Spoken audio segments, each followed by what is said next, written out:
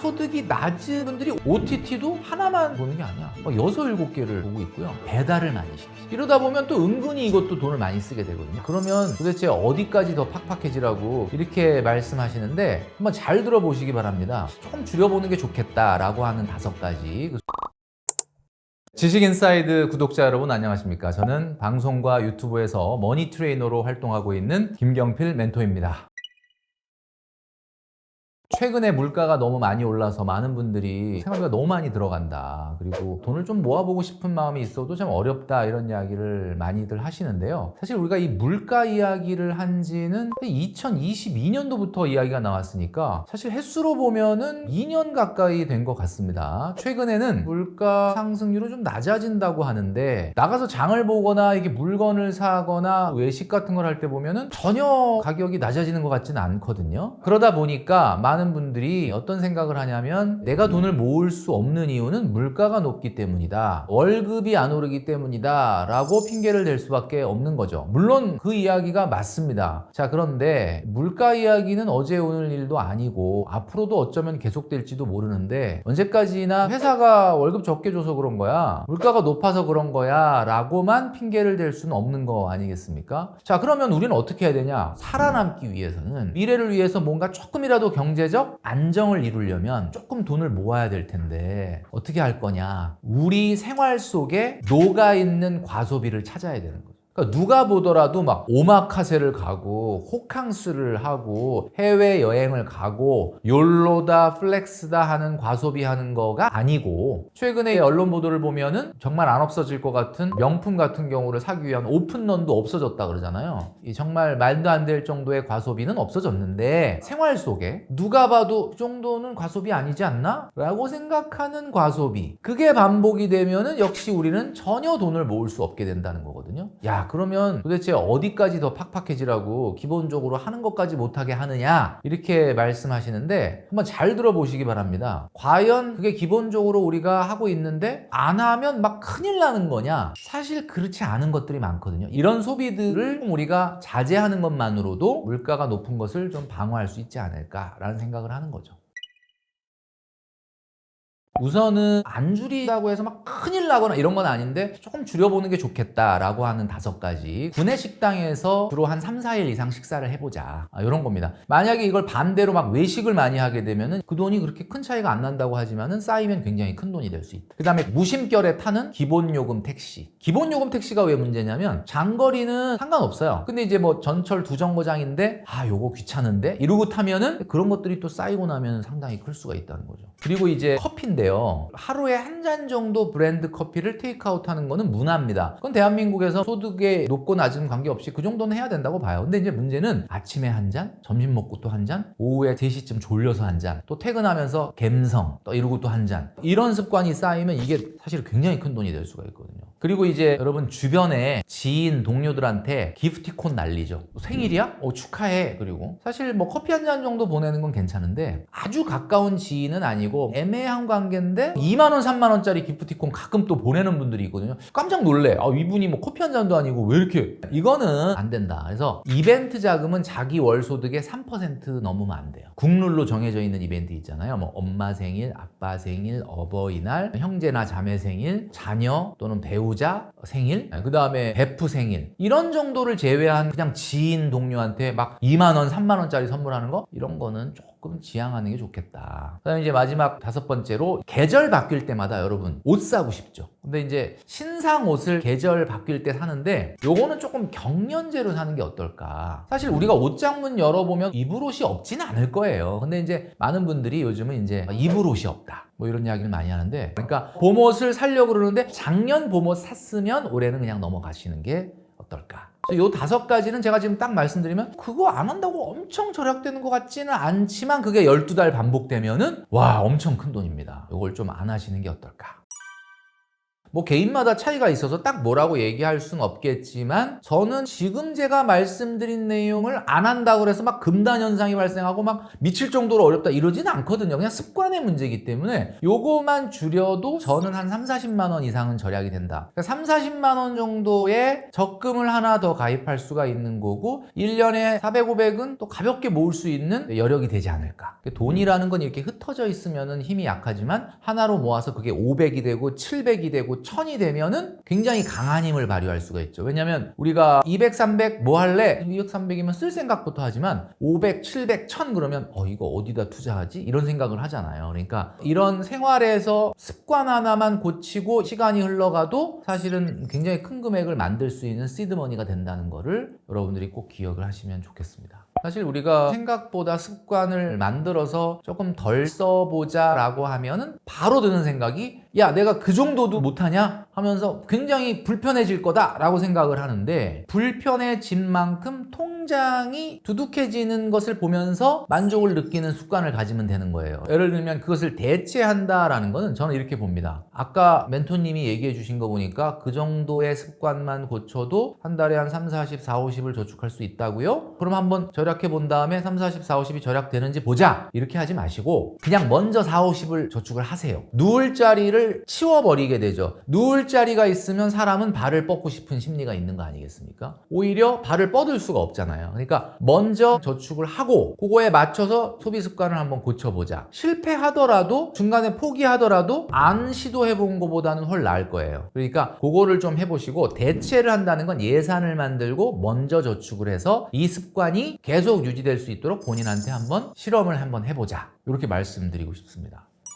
뭐 사실 멘토링을 하다 보면 많은 분들을 만나게 되는데 제가 실제로 만나본 MZ들 중에는 놀라운 분들도 굉장히 많습니다. 소득이 높을수록 참 아이러니하게도 N잡을 해요. 소득이 낮은 분들이 오히려 N잡보다는 아우 힘들어 나 진짜 쉬어야 돼 놀아야 돼 나한테 이 정도 보상해야 돼 이런 심리가 많다는 거예요. 그러니까 한마디로 얘기하면은 돈을 오히려 많이 버는 분들일수록 욕심이나 목표가 있어서 자기를 더 잘 절제하는 경우 그러니까 그런 분들은 당연히 오마카세가 뭐예요? 호캉스가 뭐예요? 파인다인이 뭐예요? 뭐 그런 거 하나도 모른다. 그리고 열심히 돈을 모으는 분들이 있더라는 거죠. 오히려 돈을 안 모은 분들 그러면 직장생활 4, 5년 지나면 이게 물어보거든요. 주변에 야 너는 돈 얼마나 있어? 뭐 이렇게 물어봐. 근데 보니까 봤더니 뭐 한 1억 모았다는 거야. 어떻게 모았냐? 이렇게 물어보면 뭘 모아? 나 열심히 절약하고 아끼고 쓸 돈 안 쓰고 남들 해외여행 갈 때 그런 거 안 가고 모았지. 근데 나는 다 썼단 말이에요. 그러면 그분이 위기의식을 느끼지 않습니까? 야 나는 지금 1, 2천도 없는데 그러면 그분이 어떻게 하겠습니까? 저축을 할까요? 안 하죠. 바로 주식이나 코인을 시작을 하죠. 굉장히 투기적인 성향이 강해진다. 그러니까 우리가 보통 얘기할 때 투기적인 성향이 강해지는 사람들의 공통점이 뭐냐? 제때에 자기 소득에 비해 걸맞는 저축을 안 하고 자본을 안 모으면은 그렇게 될 수밖에 없는 상황이 된다라는 거죠. 돈을 잘 모으는 사람과 그렇지 못한 사람 똑같이 동기로 입사해서 똑같은 월급을 받고 똑같이 5년 10년 지났는데 모은 돈이 다르다. 자 그건 어떻게 보면은 그분들의 급여가 달라서 생활비가 달라서라기보다는 그분들의 인식이 다르기 때문에 월급을 어떻게 바라보느냐. 한 사람은 월급 이거 내가 고생해서 번 돈 내 거지 이거 내가 맘대로 해야지 라고 생각하는 사람과 내가 벌었지만은 이 돈이 월급이라는 것이 무한한 게 아니구나. 그러니까 일단은 저축을 좀 하자. 이런 어떤 인식의 차이가 사실 월급이 공금이냐 아니면 완전 100% 내 거냐의 차이에 따라서 미래가 달라지는 거죠.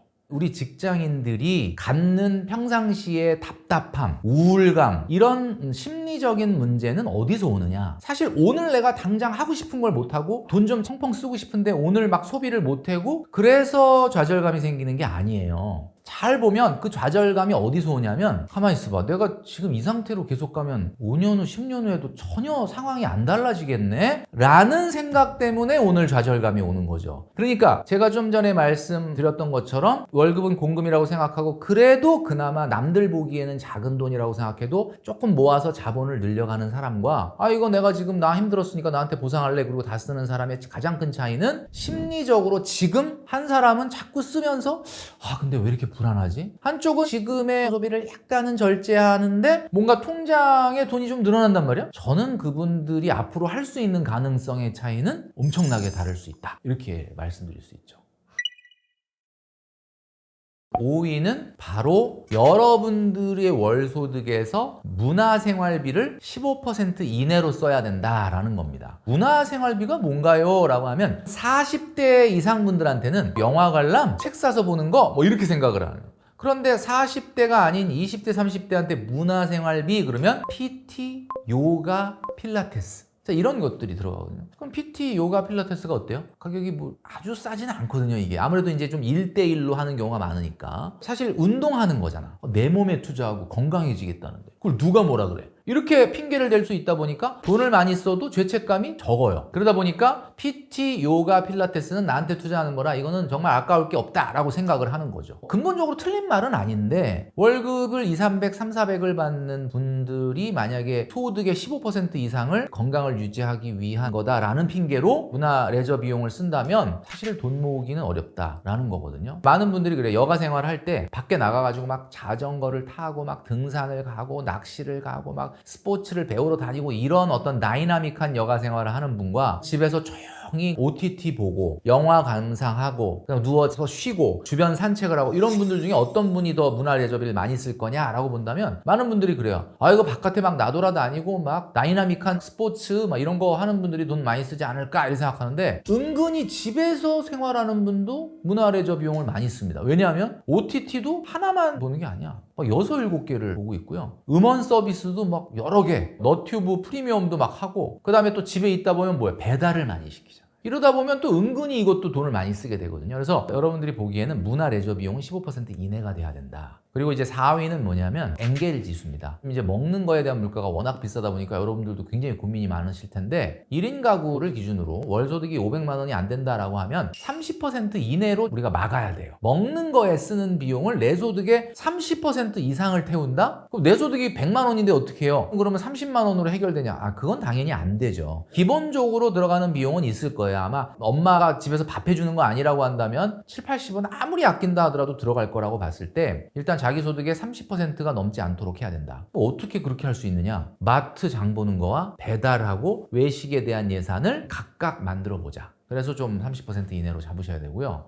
이제 3위는 뭐냐면 주거 비용입니다. 주거 비용이 뭐냐? 전세자금 대출 이자를 내거나 월세를 내거나 하는 그런 것들이 이제 주거 비용인데 주거 비용도 역시 여러분들 월 소득의 15%가 넘어가면 안 됩니다. 근데 많은 분들이 주거 비용으로 15% 이상을 쓰는 분들이 많아요. 어떤 경우가 그럴까요? 우리 직장이 강남에 있다. 여의도에 있다. 그러면은 그 회사 근처로 이사 가면 어떻게 되는 거야? 돈이 엄청나게 많이 들어가는 거죠. 직장이 가깝다는 거는 뭐 좋기는 한데 제가 봤을 때는 서울의 수도권에 또는 광역시에 여러분들이 직장을 다니신다면 저는 이렇게 말씀드리고 싶습니다. 출근 시간은 50분은 돼야 된다. 50분보다 더 가깝게 가시는 거는 돈을 땅바닥에 버리는 거예요. 물론 1시간보다 더 걸리는 데서 출퇴근하고 있어요. 그거는 너무 좀 에너지 낭비인 것 같고 1시간 정도는 출근과 퇴근에 쓰셔야죠. 그리고 그게 대중교통으로 이용을 해서 그 1시간이 아깝지 않냐, 피곤하지 않냐, 물론 그렇긴 한데 그 시간 동안에 여러분들이 쉬실 수 있다면 눈 감고 쉬고 사색과 명상을 하거나 뭐 책을 보거나 영상을 보거나 이렇게 하는 시간으로 사용을 하시고 너무 가까운 건 안 된다는 거예요. 너무 가깝다는 건 뭐야? 주거 비용을 15% 이상을 쓴 사람은 절대로 저축을 제대로 할 수가 없습니다. 이 부분을 꼭 좀 지켜주시면 좋겠다라는 거죠.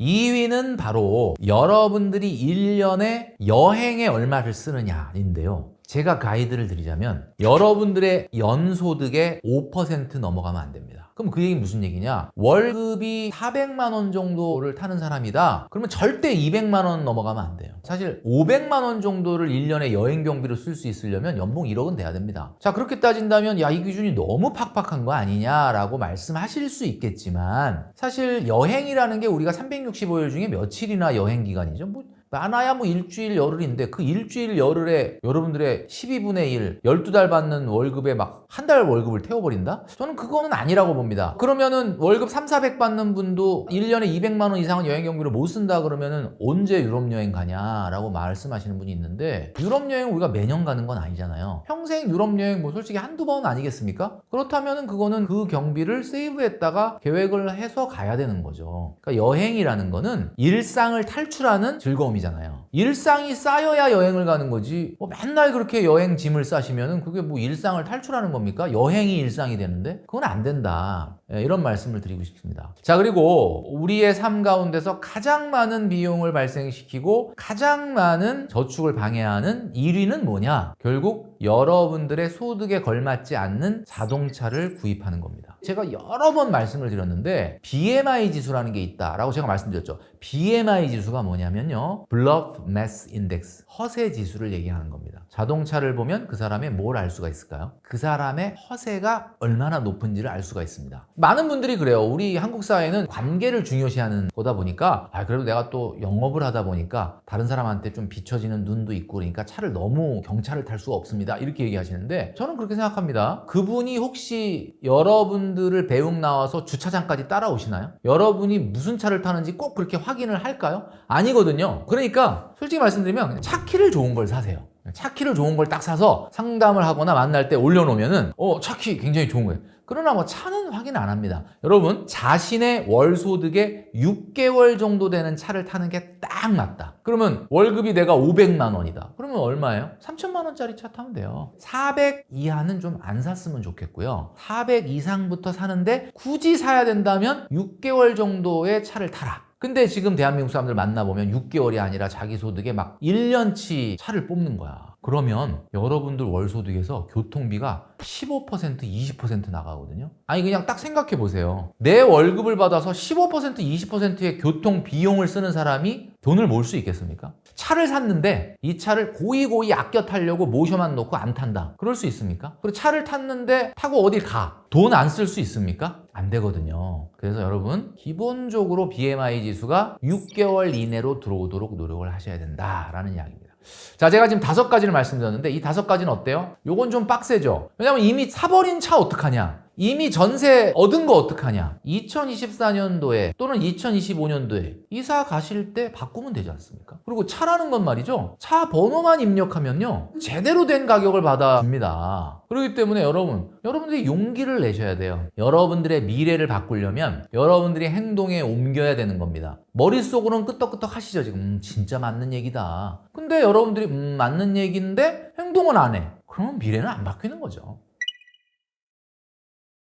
여러분, 살면서 삶이 팍팍하다라고 많이 느끼시죠? 그런데 우리가 살아가는 용기, 그건 어디서 나올까요? 돈이 많은 사람은 또 돈이 많은 사람대로, 적은 사람은 적은 사람대로 다 힘들다고 하잖아요, 요즘 세상에. 근데 그 사람들이 오늘을 살아가는 힘은 어디서 나올까요? 바로 희망에서 나옵니다. 어떤 사람도 오늘 아무리 힘들어도 내일은 좀 나아지겠지, 다음 달은 좋아지겠지, 내년이면 괜찮아지겠지라는 희망이 없으면 오늘 단 하루도 살아갈 수가 없는 겁니다. 자, 그렇다면 여러분이 그 희망을 만들어내려면 어떻게 해야 되죠? 신용카드를 들고 나가서 맛있는 걸 먹고 갖고 싶었던 걸 사고 가고 싶었던 데를 가잖아요. 오늘은 기쁩니다. 그런데 그걸 하는 순간 미래의 희망은 어때? 본인도 알걸요? 그걸 자꾸 하면서 오늘 인스타그램에 굉장히 멋진 사진들을 올리면서 그런데 내일은, 다음 달은, 내년은 힘들어지겠구나. 이거 본능적으로 알거든요. 그 행동을 멈추고요. 제가 오늘 말씀드린 대로 오늘의 기쁨의 순간은 조금 덜 하더라도 저축이라는 걸 조금이라도 해보기 시작을 하면 뭔가 그림이 그려지기 시작.